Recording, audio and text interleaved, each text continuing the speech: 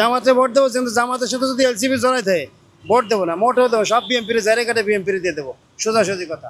ওকে ভোটই দেবো না, ওকে ভোট আছে নাকি? ওরা লুটপাট করার জন্য এই দেশে চলে আসছে। ওই জন্য শেখ হাসিনা রেখে দিচ্ছে সৈরাচারি করে। ওরা তার চেয়ে বড় সরিসারি। ওরা হাজার হাজার কোটিটা লুটপাট করতেছে।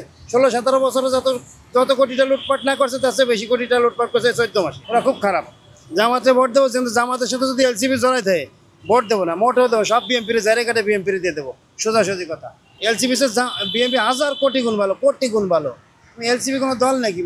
2-4 জন মানুষ দেশের জামাত তো ভালো লোক ভাই, জামাতে সুযোগ দেওয়া যায়। জামাতে আমি ভোট দেবো নিয়ত করেছি, কিন্তু শুনতেছি এলসিপি জামাতের সাথে জড়াবে ভাই।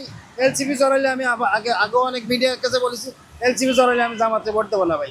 আমি তো দেবো না, আমার বংশে কেউ ভোট দেবে না, সব ভোট বিএমপি দিয়ে দেবো।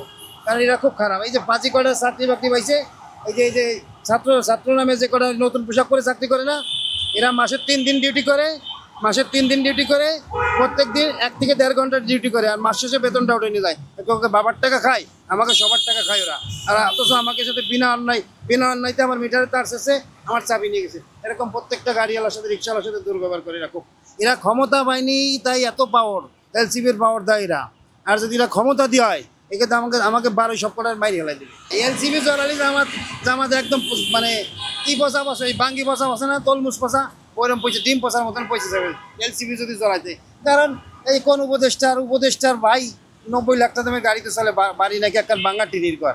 এরকম লুটপাট করলে ভাই, আমরা দেশের জনগণ যতই অশিক্ষিত হই, আমরা কিন্তু বুঝি, আমাকে চোখ কান খোলা আছে, বুঝছেন? আমরা এরকম লুটপাট যারা করে তাকে ভোট দেবো না। শেখ হাসিনা লুটপাট করছে, তারা ভোট দেবো না কোনোদিন। এরাও যদি লুটপাট করতেছে, এগো ভোট দেবো না। জামাত যদি মানে এককভাবে নির্বাচন করে, তাহলে জামাতে ভোট দেবো। তা নাহলে সব ভোট ঝেড়ে কাটে বিএনপি দেবো, অন্য কারো দেওয়ার সম্ভাবনা নাই। ভালো চলাচলের দরকার নাই। ঘটনাস্থল কি এখন তো বিবেক বিবেচনা করে দেখতেছি ভাই। এখন তো ওই যে মিডিয়া, আমরা তো খবর শুনি ভাই। তোমার দুটো জিনিস পছন্দ, একটা হচ্ছে রেসলিং খেলা, ওই যে বিগ ফাইট, আর হচ্ছে খবর। আর কোনো কিছু আমি টিভিতে দেখি না। আর কোনো কিছুর পরে আমার কোনো ফিলিংস নাই। তা বিএনপি খারাপ চালাবে না ভালো চালাবে, তো দেশের জনগণ সবাই আমরা কম বেশি জানি। ওগুলো বলে লাভ নাই। তবে এই এলসিপির চেয়ে বিএনপি অনেক ভালো চালাবে, এটা আমি জানি। কিন্তু বিএনপির চেয়ে আবার জামাত বেশি ভালো চালাবে দেশ, এটাও আমি জানি। তার জন্য হিসাব কিতাব করে ভোট দেওয়ার এমন অনেক সময় বাকি আছে।